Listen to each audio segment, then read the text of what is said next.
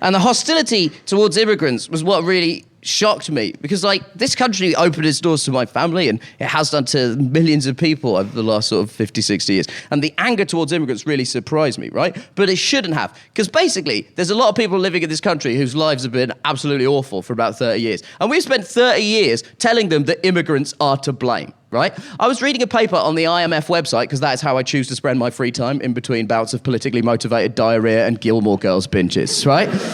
Now, this article was about how this year is the failure of the economic system known as neoliberalism. Now, neoliberalism is the name we give to the way we've run our economies since the 1980s. It's a bit of a weird thing, because I guess most people wouldn't say, I am a neoliberal. It's sort of a technical classification. And everything about neoliberalism sounds amazing. No regulation. Allow individuals to rise to their full potential without being weighed down by the onerous baggage of the state.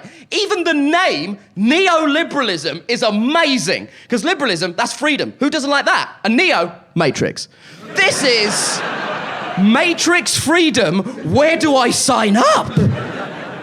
But it turns out when you apply matrix freedom in the real world, it doesn't really work like that, and it actually creates massive social and economic inequality. And then it led directly to the 2008 financial crisis, because it turns out if you don't regulate the financial sector, everyone in it will behave like a bunch of people on cocaine. There's a huge amount of bad practice going unnoticed. It started in the American property sector and spread across the world from 2007 to 2008, leaving us with a global financial crisis, because that's how global economics has worked for the last 60 years. Everything starts in America and then emanates outwards. There is an old economic saying that if America sneezes, the world catches a cold. Well, in 2008, America caught herpes and went on a condomless fuck rampage. Because they burned everything. And after that, that was an opportunity for us to rebuild our economic system along more equitable lines. But we didn't do that. Instead, we enacted a program of austerity that made the poorest people, who had not benefited from the boom years, pick up the tab for the excesses of the wealthy. We didn't do things that would punish the rich and make up the deficit that way. We didn't do things like keep the 50p rate of tax. In fact, we encouraged tax evasion. In 2010, George Osborne convened a panel to redraw our corporation tax legislation. Everyone on it was a representative from a massive multinational company. What do you think those people did? They did what any of us would do. They made those laws dog shit.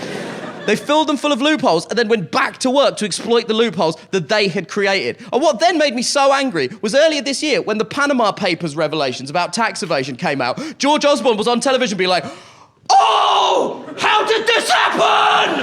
Oh, who would do this? David Cameron's dad. Oh!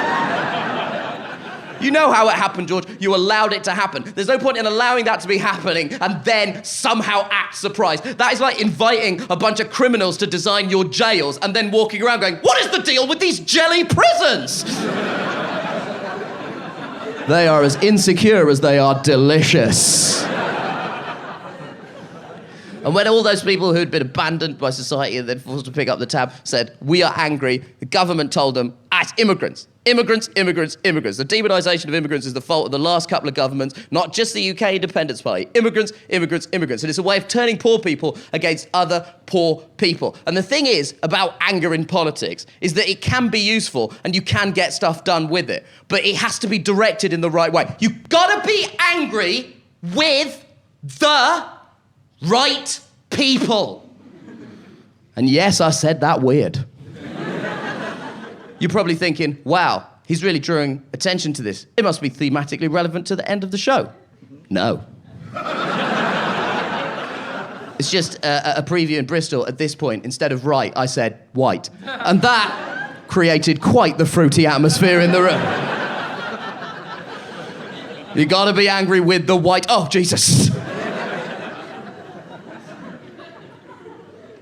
I think the biggest failure of the Remain campaign was its inability to think of one positive thing we've got from immigration ever. Now, that is where Aaron Banks and I disagree. That and everything. Because Aaron Banks is a massive figure in the UK Independence Party, a big donor to the Leave campaign. He said the problem with the Remain campaign was that it was overly reliant on fact.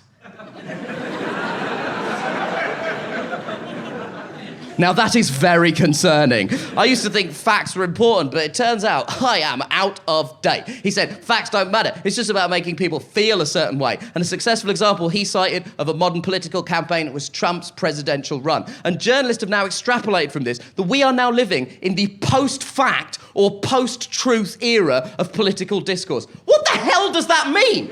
How do you argue with someone who doesn't believe in facts? This is what happens when an unstoppable force meets an idiotic object. Because that's what makes Donald Trump so dangerous. He doesn't believe in facts, so he doesn't have to justify any of the things that they say. He could be like, I'm going to build a wall. Who's going to pay for it? And all he has to do is go... And that's the end of the conversation. That's why Nigel Farage can be like, Romanians are in your house stealing your light bulbs right now. Are they? And that's the end of the conversation. And here's what upsets me. I can't get away with that shit. I would love to lie my ass off to trick more people into coming to see me. I don't want to spend the rest of my career performing to 4 people in Corby. I shouldn't have said the name of the place, right? But okay, I said that.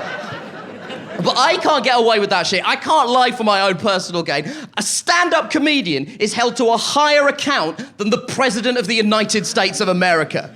Because Donald Trump has said whatever he wants. President. Nigel Farage has said whatever he wants. We sided with him in the referendum. But if I go on my Wikipedia page and change it to Nish Kumar is the greatest comedian of all time, attending his comedy shows will make you taller, healthier, and improve your IQ by 70 points. Oh, and P.S. his dick is magic. Everyone's like, citation needed. Suddenly everyone becomes a real big fan of fact.